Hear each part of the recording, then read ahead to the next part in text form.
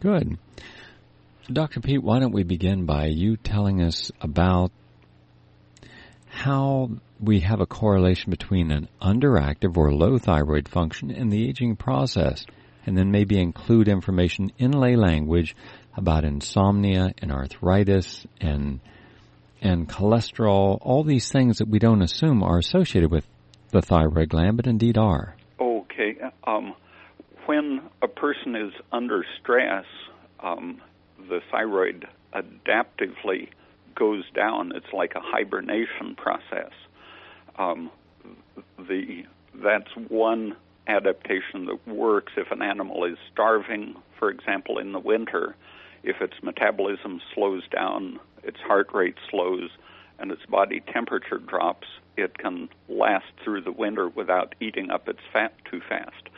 Or if it's in a famine situation or a migration, if the thyroid slows down during starvation or prolonged activity, as in migrating, you can go farther on a given amount of stored energy.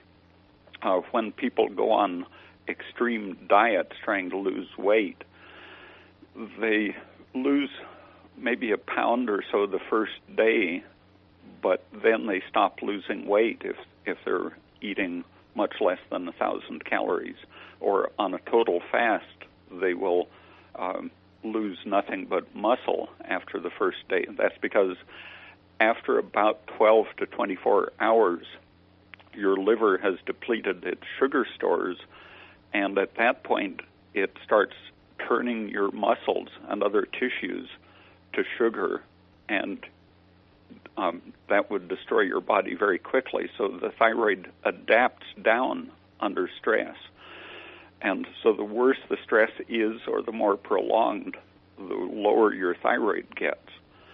And that means that with aging, you tend to have accumulated so many stresses that your thyroid gets chronically depressed. And unless you give it the right signals to bring it back, it just stays there and gets lower and lower. When your thyroid is low, you don't store sugar efficiently, and so you are very efficient about burning up your body slowly, but you aren't efficient at repairing it.